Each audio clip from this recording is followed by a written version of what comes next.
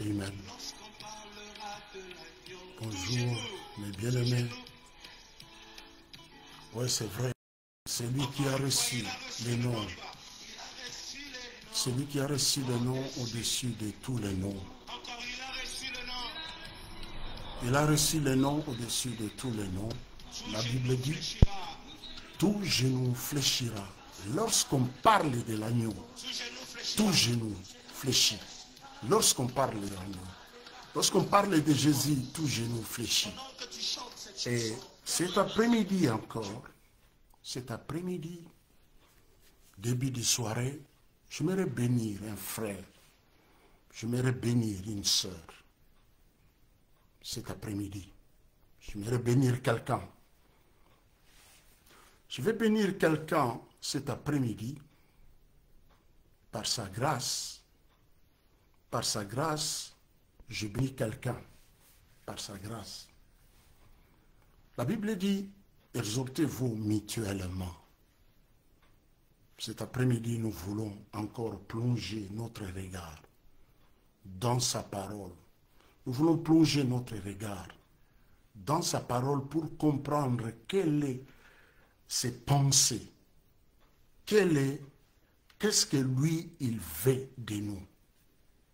Sans plus tarder, on va prier le Seigneur parce que c'est sa parole à lui. On va prier le Seigneur pour implorer sa grâce. Nous voulons partager, nous voulons parler de sa part. C'est pourquoi il est très important d'implorer la grâce de celui qui est Dieu et ne change pas. Celui qui est Dieu, il ne change pas. Papa, nous voici encore au bas de la croix pour implorer ta grâce dans nos vies. La Bible déclare à la croix, tu as tout accompli. À la croix, tu nous as justifiés. À la croix, tu nous as bénis. À la croix, tu nous as réconciliés avec toi-même. Voilà pourquoi nous venons au bas de la croix. C'est début de soirée pour implorer ta grâce. Il est écrit, nous serons enseignés de toi, que Jean-Paul puisse s'effacer et que Christ puisse croître maintenant dans ma vie pour ta gloire. Instruis-nous au travers de ta parole, au nom de Jésus. Amen. Amen, amen. Instruis-nous au travers de ta parole, car ta parole est la vérité. La vérité ne se trouve pas dans un homme. La vérité, c'est la parole de Dieu. La vérité, c'est Christ. La vérité, parce que la Bible dit, au commencement était la parole. Et la parole était avec Dieu, et la parole était Dieu. Au commencement, avant toute chose, avant la vie, la bénédiction, la malédiction, au commencement, Dieu. Au commencement, ce n'était pas la bénédiction. Non, au commencement, la Bible déclare, c'était la parole. Et la parole était avec Dieu, et la parole était Dieu. Au commencement. C'est pourquoi il est très important pour les enfants, pour ceux qui sont de lui, pour avoir sa direction, pour comprendre quelle est sa volonté. On retrouve sa volonté dans sa parole. En dehors de la parole, la volonté de Dieu, il n'y en a pas. On trouve sa volonté dans sa parole. Il dit, dis-leur ce que je veux. Ce n'est pas que le méchant meure, mais qu'il change de conduite afin qu'il vive. On va le retrouver, c'est dans sa parole, pas dans un homme. Sans plus tarder, j'aimerais lire un verset dans le livre de Genèse, chapitre 3, le verset 7. Je lis au nom du Seigneur. Il est écrit, les yeux de l'un et de l'autre s'ouvrirent. Ils connurent qu'ils étaient nus. et a conçu des feuilles de figuier et s'en faire des ceintures. Parole du Seigneur. Ici, on nous parle d'Adam et d'Ève au commencement. Adam va pécher. Ève va pécher.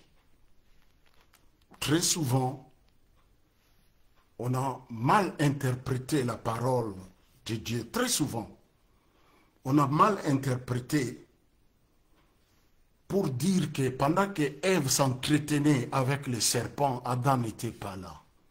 Mais quand vous lisez la parole de Dieu, vous allez voir que Adam était là. Parce que la Bible dit, Ève va manger les fruits et il va donner à son mari qui était juste à côté de lui. Il va manger. Et quand Adam va manger les fruits, leurs yeux s'ouvrirent. Alors, Adam, il va faire des feuilles de figuier, il va couper les feuilles de figuier pour essayer la solution. Adam va couper les feuilles de figuier pour faire ceinture, pour couvrir sa nudité. L'Esprit m'amène pour dire, et dit, je suis le sceptre. Tout sarment qui n'est pas attaché ou collé à moi ne peut produire. Nous savons que si je coupe cette feuille, c'est vert, mais ça ne peut plus continuer jusque demain à rester intact. Pourquoi? Parce que je l'ai détaché de la racine. Parce que je l'ai détaché de cette branche. Adam va couper les feuilles pour faire la ceinture, pour chercher la solution, pour chercher à y remédier à quelque chose qu'il a perdu. Alors, ce qui est merveilleux, Dieu c'est notre Père. C'est notre Père, il sait toutes choses, il connaît toutes choses. C'est pourquoi, quand on vient au-devant de lui, on ne peut pas venir comme s'il ne connaît rien, comme si quelqu'un qu'on doit lui informer, comme si quelqu'un qui... Non, non, il connaît toutes choses. La Bible dit, rien n'est caché devant sa face. Rien. Il sait, il connaît toutes choses. Alors, je suis au verset 8 maintenant. Alors ils entendirent la voix de l'Éternel, Dieu, qui parcourait les jardins.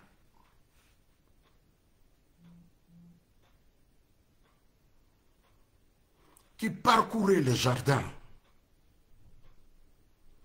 vers le soir. Et nous allons voir que Adam savait l'heure de rendez-vous. Adam savait les lieux de rendez-vous. Chaque soir, l'Éternel venait dans le jardin pour s'entretenir avec Adam. Ils vont entendre la voix de l'Éternel Dieu parcourir les jardins vers le soir. Et l'homme et sa femme se cachèrent loin de la face de Dieu, au milieu des arbres du jardin. L'homme pense se cacher loin de la face de l'Éternel, au milieu des arbres du jardin. Adam pense se cacher devant l'Éternel. Or, tout est à nu au-devant de lui. Mais l'Éternel Dieu appela l'homme. Il lui dit, où es-tu? Parce que nous sommes à l'heure de rendez-vous. Moi, je suis là au lieu de rendez-vous, mais toi, tu n'es pas là. Où es-tu? Il lui répondit, c'est Adam l'homme. j'ai entendu ta voix dans le jardin et j'ai eu peur parce que je suis nu et je me suis caché. Il dit, j'ai entendu ta voix, j'ai eu peur. Mais avant le péché, la voix là, Adam l'entendait tous les soirs dans le jardin. Adam n'avait pas peur. Adam venait à la rencontre de l'Éternel. Adam venait au lieu du rendez-vous. Adam n'avait pas peur. Juste quand il y a une fissure, lorsqu'il y a une séparation, Adam commence à avoir peur de la voix de l'Éternel. Que cette voix-là, ce n'était pas la première fois que Adam entend la voix.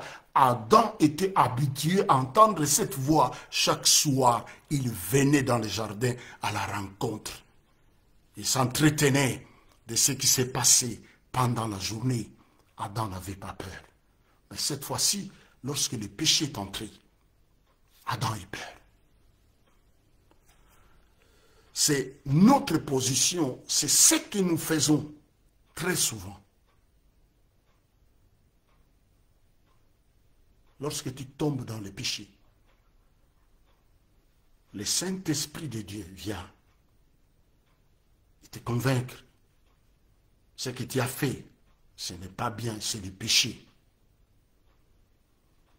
Et pour ceux qui obéissent encore à l'Esprit de Dieu, ils ne se justifient pas. Ils demandent pardon. Ils ne se justifient pas pour essayer d'argumenter devant les Très-Hauts. Mais ils s'humilient. Adam dit, j'ai entendu, je me suis caché. Et l'Éternel lui dit, l'Éternel Dieu lui dit, qui t'a appris que tu es nu? On peut se poser la question, est-ce que Dieu ne savait pas que Adam était nu? Dieu savait.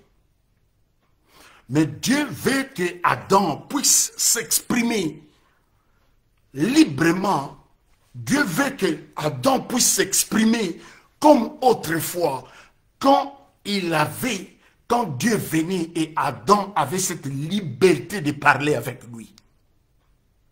C'est ce que Dieu attend de nous. À chaque fois que tu tombes dans le péché, lui, il est père, il est papa. Viens, ne cherche pas de justification. Qui va t'amener à rien? Venez tel que tu es, au-devant de la face de ton Père, de ton Dieu, pour demander pardon. Dieu lui pose la question, qui t'a dit que tu es né? Alors Dieu va dire quelque chose. Il dit,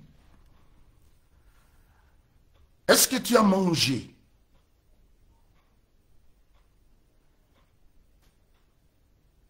de l'arbre dont je t'avais défendu? Les fruits de l'arbre dont je t'avais défendu.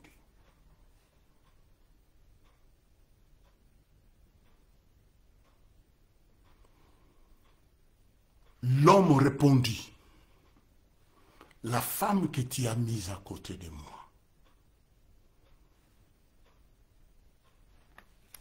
La question de Dieu était simple. Et Dieu savait.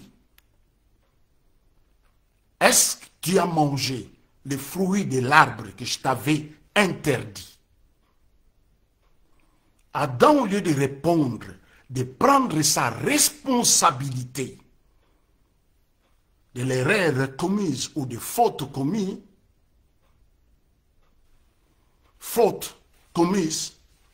l'homme va dire, non, ce n'est pas moi, mais c'est la femme que tu as mis à côté de moi. Et telle est l'attitude de beaucoup des hommes et des femmes. il cherche à se justifier dans un péché pour dire si j'ai fait ça, parce qu'il y a eu ça. Si j'ai fait ça, parce que Adam dit, la femme que toi, tu as mise à côté de moi. Donc cela veut dire, si cette femme, toi tu ne l'avais pas mise à côté de moi, je n'allais pas pécher.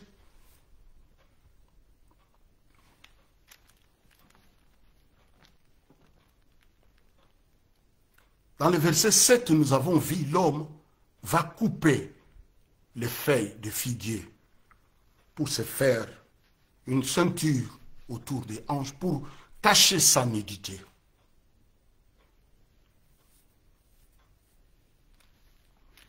Dieu parle, le verset 21 de Genèse chapitre 3, le verset 21.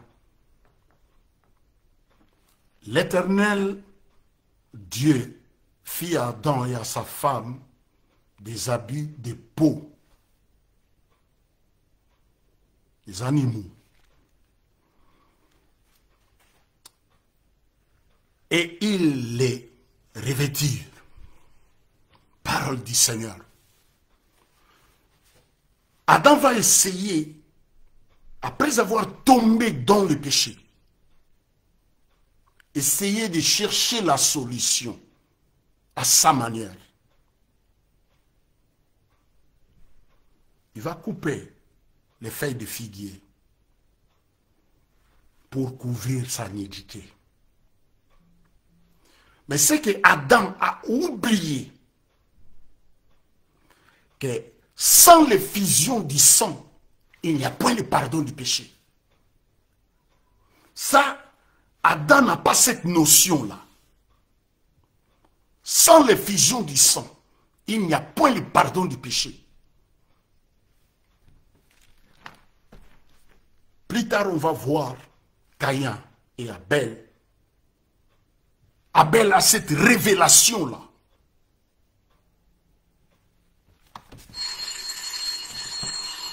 Adam va prendre, Abel va avoir cette révélation que sans l'effusion du sang, il n'y a point de pardon du péché. Abel va offrir à Dieu les veaux, les animaux, le sang coulé. Tout ça, c'était la préfiguration de ce qui devait venir après. Il va faire les feuilles de figuier, verset 21, et Dieu lui-même, il va tuer un animal, le sang coule. Le sang innocent de cet animal va couler et Dieu va faire du vêtement de peau pour couvrir leur nudité. Ce n'est pas Adam qui a tué l'animal pour prendre sa peau pour se couvrir la nudité, mais c'est Dieu lui-même. Et mes collègues savent, il y a quelque chose, je leur dis toujours dans notre groupe Webex ou WhatsApp. Et à chaque fois, si je quitte la maison, je rencontre l'embouteillage, j'envoie les messages, je dis, j'active le plan B. Comme pour leur dire, je suis dans les embouteillages et je ne peux pas arriver à temps au bureau. Et j'active le plan B. Dieu avait déjà le plan B. Lorsque Adam est tombé dans le péché, Dieu avait déjà le plan B pour l'homme. On va voir le plan B de Dieu plus loin. Ici, on voit l'homme cherche la solution. Mais lorsque le soleil brille, les feuilles de figuier vont sécher. Adam se retrouve nu. L'Éternel va tuer l'animal, comme pour dire à Adam, sans l'effusion du sang, il n'y a point le pardon du péché. Sans l'effusion du sang, Adam, il n'y a point le pardon du péché. Dieu va tuer l'animal et le sang va couler. Le sang va couler. Le sang innocent va couler. Et nous allons voir ça dans les livres de Lévitique. Lorsque Moïse va recevoir la loi. Et Dieu dit, l'homme qui va pécher, il va prendre un animal sans défaut, sans tache, propre. Et lorsque l'homme va se présenter au devant des sacrificateurs, la Bible nous dit l'homme va poser sa main sur la tête de l'animal et l'homme, il va égorger l'animal. Comme pour dire, mes péchés tombent sur cet animal qui va mourir. Et le sang innocent de l'animal qui sera versé à ma place. Et la Bible nous dit, toutes ces pratiques-là, le sang des taureaux ne pouvait pas rendre pur l'homme. C'était la préfiguration de celui qui devait venir. L'homme a essayé. Ce début de soirée, j'aimerais dire à quelqu'un, ne cherche pas la solution à ton péché selon les rites des hommes. Tu te sacrifies, tu te fais des décisions pour obtenir le pardon du péché. Adam a essayé, Adam a échoué.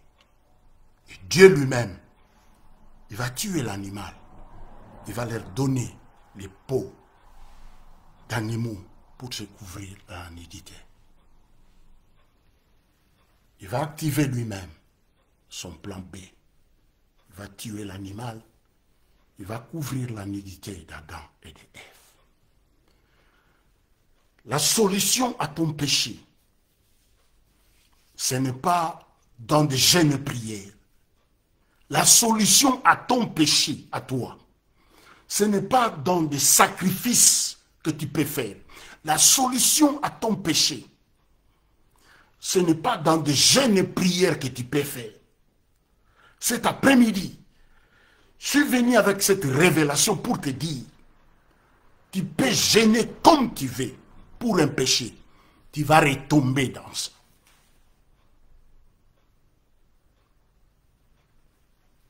La solution à ton péché se trouve à la croix. La solution à ton péché ne se trouve pas dans des jeûnes et prières. Parce que tu as essayé plusieurs fois. Jeûner pour un péché. Après les jeûnes et prières, tu retombes dans ce même péché-là. C'est comme Adam. Il a essayé de chercher la solution. Et Dieu lui-même, il va se trouver la solution pour remédier au problème d'Adam et d'Ève. La solution à ton problème, la solution à ton péché, ne se trouve ni dans les sacrifices, ni dans des autels qu'on vous ment aujourd'hui, ni dans des jeûnes et prières pour abandonner le péché. Tu peux jeûner comme tu veux. Tu peux faire même des jeûnes de 365 jours. Mais après cette jeûne-là de 365 jours, tu vas retomber dans le même péché. Pourquoi? Parce que la solution, ce n'est pas ce que toi tu fais, mais la solution, c'est ce que lui-même, il a fait pour lui-même. Pour l'humanité, pour l'homme. Lui-même, il a activé le plan B. Et il sait que sans l'effusion du sang, il n'y a point le pardon du péché. C'est pourquoi il va tuer l'animal pour Adam, pour couvrir sa nudité, pour dire à Adam, la solution que tu as essayé, c'est la solution éphémère. Pendant que tu gênes, pendant que tu te fais souffrir, tu fais souffrir ton corps pour gêner pour un péché. Pendant ce temps-là, tu as la satisfaction que ce que tu fais, ça marche. Mais après quelques temps, tu vas retomber. Si tu es sincère, tu vas dire, j'ai prié tant de fois pour ces péchés. Mais après, je retombe dans ce même péché-là. Dans des réseaux, j'ai rencontré une sœur qui était vraiment sincère. La sœur dit, je suis à Bakouk. Je jeûne, je prie. Mais je vis avec un homme d'autrui. Je jeûne et je prie. Pendant les périodes de jeûne, je chasse cet homme-là. Et lorsqu'il y a des jeûnes, c'est fini. C'est moi-même qui fais des démarches pour que l'homme rentre à la maison. Et quand j'ai demandé la parole, il y avait une pharisienne, moi je l'appelle comme ça, pharisienne, qui était dans le panel, qui animait ce panel-là. La pharisienne dit, ma soeur, tu ne peux pas dire que tu es à Bakouk. Moi je dis non, elle crie. L'apôtre Paul dit, misérable que je suis, qui me délivrera de cette corps du péché? Grâce soit rendue. Qui peut me délivrer de ce corps du péché? Seul tu ne peux pas. Tu peux gêner comme tu veux. Comme je disais, Adam a essayé. Il va couper les feuilles de figuier pour se couvrir la nudité. Mais quand le soleil a pointé, les feuilles est séchées. Mais Dieu va tuer l'animal pour donner la peau de l'animal et pour dire à Adam, sans l'effusion du sang, il n'y a point le pardon du péché. Le péché, le pardon du péché, ton péché, la solution, c'est la croix de Christ. La solution à ton péché, ce n'est pas dans des gènes. La solution à ton péché, c'est à la croix. Il faut regarder la croix. Il faut aller à la croix. Il faut aller à la croix. La solution à ton péché, je le répète par l'esprit plusieurs fois, ce n'est pas dans des jeûnes et prières, parce que tu as essayé plusieurs fois. C'est pourquoi on voit ce qu'on voit. Même les pasteurs violeurs, on les voit.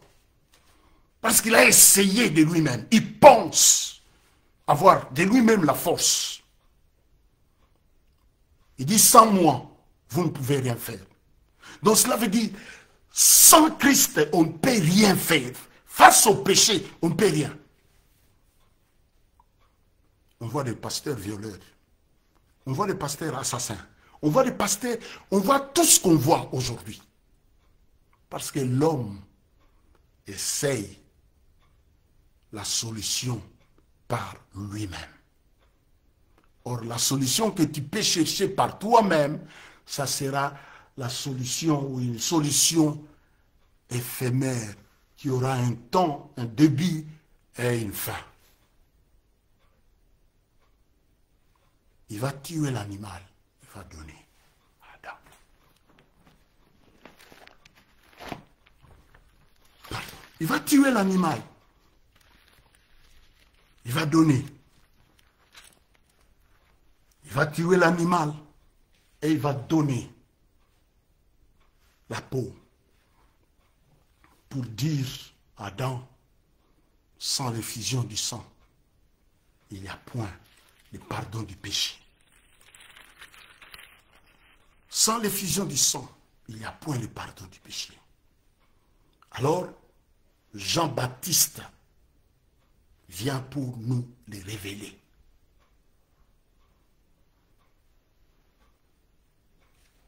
L'homme, Dieu lui-même, il va offrir le sacrifice pour Adam, le péché que Adam a fait. Le sang va couler, Dieu va tuer l'animal, il va donner la peau d'animal à Adam pour couvrir sa nudité. Nous avons vu les deux donner les offrandes, Adam et Caïn et Abel. Caïn va donner les fruits de son champ et l'autre éleveur, il va donner, le sang va couler à Abel, Dieu va agréer le sacrifice d'Abel, comme pour dire, sans l'effusion du sang, Abel reconnaissait que je suis un pécheur. Et à ma place, au lieu de mourir, l'animal va mourir à ma place. La Bible dit, l'âme qui péchera, c'est l'âme qui mourra. C'était la préfiguration de ce qui devait venir. Celui qui amenait les sacrifices auprès des sacrificateurs au temple, il imposait sa main à la tête de l'animal, et l'animal doit être sans défaut, sans tache, propre, pas boité, un animal bien. Et les sacrificateurs observaient l'animal qu'on a mené pour le sacrifice. Le rôle des sacrificateurs, ils observaient l'animal. La Bible dit s'il y a des rayures ou un défaut. Non. C'était l'image à l'ombre de celui qui devait venir. L'agneau de Dieu que Jean va nous présenter. Jean va nous présenter. Jean dit, voici l'agneau de Dieu qui enlève le péché du monde. Ce n'est pas l'homme qui va présenter l'agneau, mais c'est Dieu lui-même. Jean dit, voici l'agneau de Dieu. Jean dit, voici l'agneau de Dieu qui enlève le péché du monde. Jean dit, voici l'agneau de Dieu qui enlève le péché du monde. C'est Jean qui va parler. Jean va parler. Jean dit, l'agneau de Dieu. L'agneau de Dieu qui enlève les péchés du monde. Voici l'agneau de Dieu qui enlève les péchés du monde. Lorsque Christ est venu dans la vie, nous avons parlé, c'était la préfiguration de ce qui devait venir. De ce qui devait venir, et Jean va dire, voici l'agneau de Dieu qui enlève les péchés du monde. Voici l'agneau de Dieu qui enlève les péchés du monde. La solution à ton péché ne se trouve pas dans des jeûnes et prières. La solution à ton péché, comme je disais, la solution à ton péché, comme je disais, ne se trouve pas dans des jeûnes et prières parce que tu as essayé plusieurs fois de jeûner pour un péché quelconque. Tu as essayé, tu as jeûné pour un péché quelconque, mais tu retombes toujours dans ce péché-là. Tu retombes toujours dans ce péché-là parce que misérable que je suis, qui me délivrera de cette corps du péché? Grâce soit rendue à notre Dieu. Quand je commençais, je disais au commencement était la parole. La parole était avec Dieu, la parole était Dieu. Et Jean va dire, je suis dans les livres de Jean chapitre 1er, au commencement était la parole, et la parole était avec Dieu, et la parole était Dieu. Au commencement, avant toute chose, la parole. Et le verset 29, la Bible nous dit, le lendemain, il vit Jésus venant à lui. Et dit, voici l'agneau de Dieu qui ôte le péché du monde. Parole du Seigneur. Il dit, voici l'agneau. Voici l'agneau de Dieu. Ce n'est pas l'agneau d'un homme qui amène au sacrifice. Mais Jean présente Christ comme l'agneau de Dieu. Il dit, voici l'agneau de Dieu qui ôte le péché du monde. Dans la loi, dans l'ancien temps, l'homme qui amenait l'animal auprès des sacrificateurs, la Bible dit, il imposait sa main sur la tête de l'animal. Et les sacrificateurs lui ordonnaient d'égorger l'animal. Ce n'est pas les sacrificateurs qui égorgeaient l'animal, mais c'est l'homme qui amène les sacrifices, qui égorgeait les sacrifices que lui-même amène, mais il va poser sa main sur la tête de l'animal. C'était la préfiguration de Christ, l'agneau de Dieu. Jean nous le présente, Jean dit, voici l'agneau de Dieu. Cela veut dire, la solution à ton péché ne viendra ni dans tes efforts de prière, de jeûne et prière que tu peux faire, mais la solution à ton péché, c'est à la croix. La Bible dit, à la croix, il a tout accompli à la croix. Et quand tu vas à la croix, tu as la solution à ton péché. Tu peux jeûner comme tu veux. Hier, on a fait ça.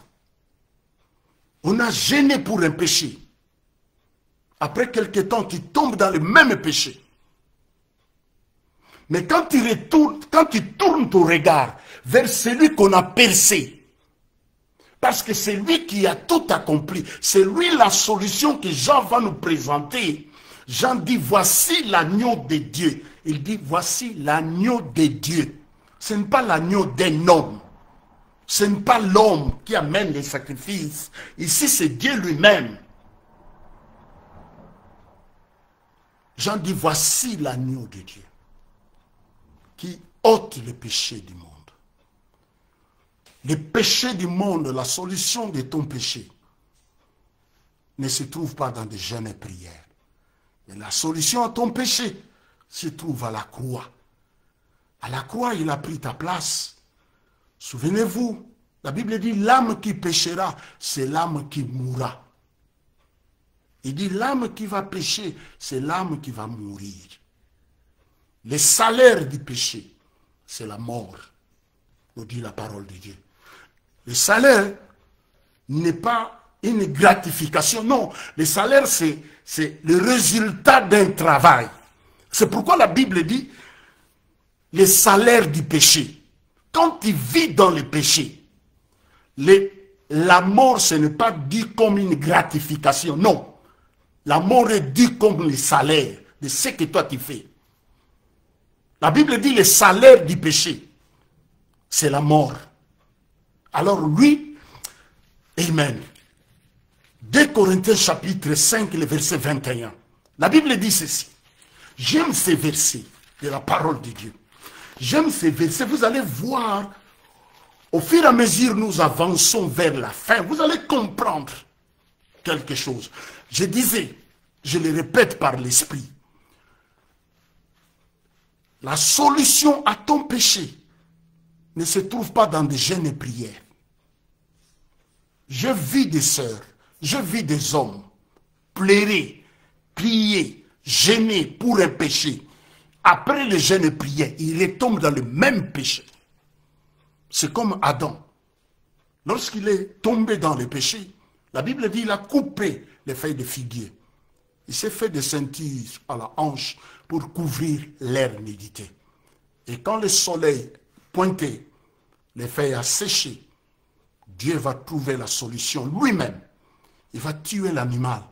Il va donner les peaux d'animaux pour couvrir la nudité d'Adam et d'Ève. La solution à ton péché, le péché qui est collé à toi, la solution de ce péché-là ne se trouve pas dans des jeûnes et prières, ni dans des offrandes, ni dans des sacrifices, ni dans des excisions, ni dans des abstinences. Non, la solution à ton péché se trouve à la croix. 2 Corinthiens chapitre 5, le verset 21. Écoutez ce que la Bible dit. Et quand je lis ces versets de la Bible,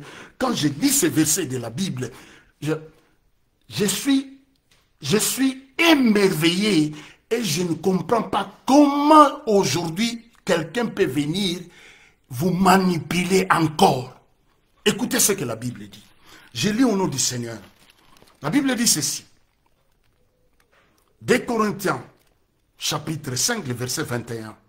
La Bible dit, celui qui n'a point connu le péché, il l'a fait devenir péché. Christ n'a pas péché, Christ n'a pas connu le péché, mais Dieu va le faire devenir péché. Ce qui est merveilleux, la Bible dit, celui qui n'a point connu le péché, il l'a fait devenir péché pour nous. Amen. Christ n'a point péché, n'a pas connu le péché, mais Dieu va le faire devenir péché pour nous, afin que nous devenions en lui justice de Dieu, parole du Seigneur.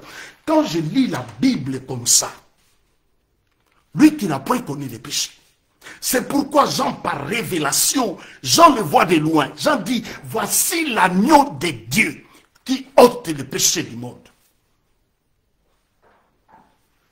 La Bible dit, l'âme qui va pécher, c'est l'âme qui va mourir. Nous dit la Bible. Lui n'a pas commis le péché, mais il va mourir à ta place.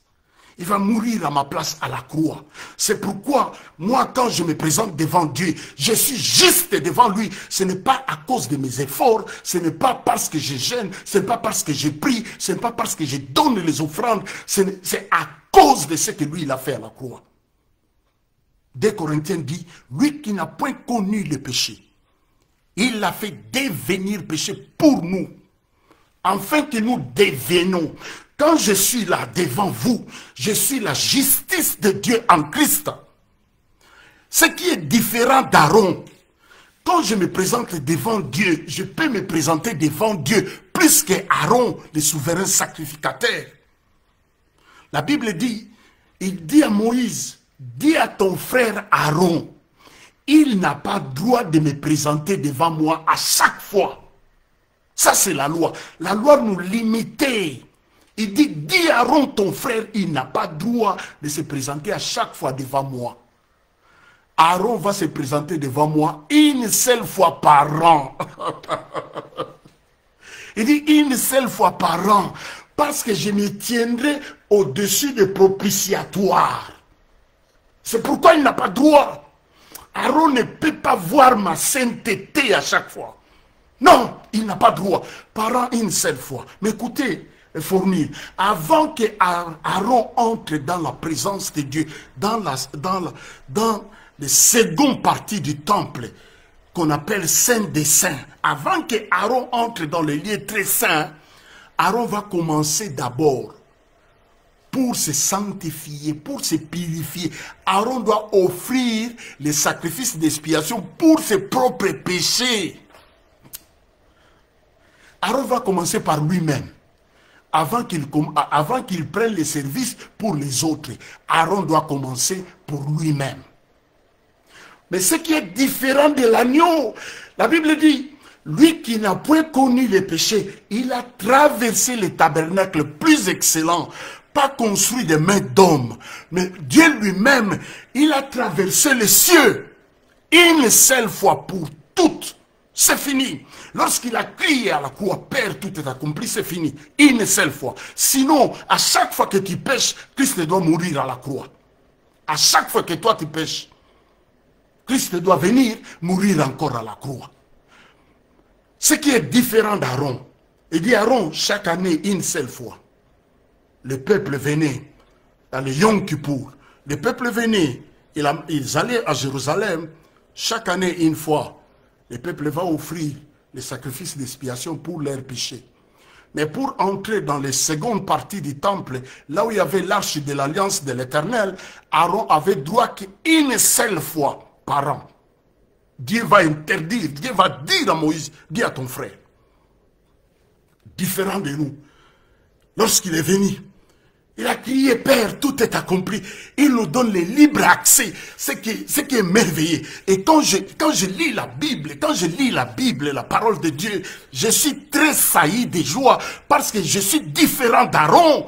Aaron, malgré qu'il était souverain sacrificateur, Aaron, pour se présenter dans la sainteté de Dieu, Aaron avait droit qu'une seule fois. Mais moi, c'est à tout moment. Différent à cause de l'œuvre de la croix. Et quand je me présente devant lui, il ne me regarde pas tel que je suis. Il me regarde au travers des fils. Et le sang de Christ crie Abba Père. Il me voit saint devant lui. Et quand je suis saint devant Dieu, la Bible dit, qui condamnera ceux qui sont en Jésus-Christ? Comment aujourd'hui, jusqu'aujourd'hui, on te condamne par des prédications qui ne tiennent pas debout? La Bible dit, dis aux prophètes, je suis contre eux parce qu'ils prennent leur propre parole pour ma parole, ils donnent à mon peuple. Ils prennent leur propre parole pour ma parole, ils donnent à mon peuple. Alors, Jean dit, voici l'agneau de Dieu qui enlève les péchés du monde. L'agneau de Dieu qui enlève les péchés du monde, c'est Jésus-Christ de Nazareth. C'est pourquoi je dis, je le répète par l'esprit, la solution à ton péché ne se trouve pas dans des jeûnes et prières. Tu peux jeûner, tu vas te fatiguer. L'épreuve en est que, regardez ce qui se passe aujourd'hui. Tu as jeûné, tu as commencé à jeûner. J'entends des prières dans des réseaux sociaux. Quelqu'un qui, à chaque fois, on décrète des jeûnes et prières à l'église, elle va jeûner pour les péchés. Après ces jeûnes et prières, elle va retomber dans le même péché qu'elle avait jeûné avant. Parce qu'elle n'a rien compris. Je dis, ma sœur, écoutez-moi très bien. La Bible dit, misérable que je suis, qui me délivrera de ce corps du péché? Tu n'as pas la force toi-même, ni dans des jeûnes et prières. Celui qui a vaincu le péché, il s'appelle Jésus-Christ de Nazareth. L'homme de Galilée, ce jeune homme de 33 ans, le plus beau parmi 10 000, l'astre brillant du matin, le rejeton de David, les lions de la tribu de Juda, et la solution à ton péché, ce n'est pas dans des jeûnes. Certains ne donnent même de l'argent. Ce n'est pas dans ça, ça n'est pas dans des sacrifices. D'ailleurs, aujourd'hui, les temples n'existent plus. Si c'est dans des sacrifices, où est-ce que vous allez sacrifier les animaux? Parce qu'on devait aller à Jérusalem pour aller sacrifier des animaux. Mais à la croix, au puits de Jacob avec la femme, il dit à la femme dit, nos pères ont adoré sur cette montagne, mais toi tu nous dis à Jérusalem. Il dit non, femme, je suis l'accomplissement de cette ère-là. Il dit, ça ne sera ni à Jérusalem, ni sur cette montagne, ni à Jérusalem, mais l'heure vient où les vrais adorateurs adoreront le Père en esprit et en vérité. C'est les adorateurs que le Père cherche. Le Père ne cherche pas des hommes et des femmes qui payent leurs billets pour aller à Manguengue. Dieu n'a pas besoin de ça. Il ne se trouve pas sur les montagnes. Non, ni à Manguengue, ni Badara, ni Campus. Ni à Douala, ni à Yopougon, il ne se trouve pas là-bas. Et il cherche les vrais adorateurs. Les vrais adorateurs, quand tu es un vrai, tu vas rencontrer le Dieu de gloire. Et quand tu comprends que celui qui a payé ma dette, c'est celui qui est monté à la croix, celui qui n'a point connu le péché, il va mourir à ta place. Je suis dans le livre des Éphésiens. Nous voulons terminer pour comprendre, pour dire que la solution à ton péché, ne se trouve pas dans des jeûnes et prières. Mais la solution à ton péché se trouve à la croix. À la croix, lorsqu'il a crié, Père, Père, tout est accompli. Et il a payé le sacrifice suprême Il a apaisé la colère de Dieu saint. Dieu saint. Il a apaisé la colère de Dieu. Il a apaisé la colère de Dieu. C'est pourquoi la Bible dit, depuis la 6e ère jusqu'à la 9e ère, il y a eu des ténèbres partout. Parce que la lumière du monde est devenue ténèbres. Et il y a eu des ténèbres partout. Et les rideaux du temple, lorsqu'il a crié, Père, tout est accompli, les rideaux du temple s'est déchiré depuis en haut jusqu'en bas. Écoutez maintenant Éphésiens, chapitre 2, le verset 13. Et il dit ceci. La Bible dit, je lis au nom du Seigneur, et maintenant, en Jésus-Christ, vous qui étiez loin, Amen, vous qui étiez loin, vous avez été rapprochés par son sang, parole du Seigneur. Nous étions loin. La Bible dit, nous étions des oliviers sauvages. Mais il va nous greffer contrairement à notre nature. Contrairement à notre nature. La Bible dit, vous qui étiez loin, mais maintenant, nous sommes rapprochés par le sang de Christ. Le sang qui coulait, le sang qui a coulé à la croix, c'est le sang qui nous a réconciliés avec Dieu. Le sang qui a coulé à la croix, c'est le sang qui nous donne le libre accès différent d'Aaron. Aaron, une seule fois par an. Mais nous avons le libre accès devant le trône de grâce de Dieu. Et quand je crie, il écoute. Parce qu'il est papa. David, l'homme selon le cœur de Dieu. David n'a jamais appelé Dieu Père. Abraham, l'ami de Dieu, il n'a jamais appelé Dieu Père. Élie, il n'a jamais appelé Dieu Père. Moïse, il a vu le buisson ardent. Il n'a jamais appelé Dieu Père. Mais lorsque le Fils est venu, il est venu nous révéler la paternité de Dieu dans nos vies. Il dit, lorsque vous priez, dites que notre Père qui est aux cieux, que ton nom soit sanctifié, que ton règne vienne. Amen. Il vient nous révéler la paternité de Dieu dans nos vies. Voilà pourquoi aujourd'hui, la Bible dit Amen. Amen, amen, amen, amen. Amen. Amen. Amen. Amen. Amen. Écoutez ce que la Bible dit. La Bible dit ceci. La Bible dit Amen, Amen. On va lire Hébreu. L'Esprit me dit ceci. Écoutez, les prophètes qui ont prophétisé touchant la grâce qui vous a été réservée ont fait de ce salut l'objet de leurs recherches et de leurs investigations.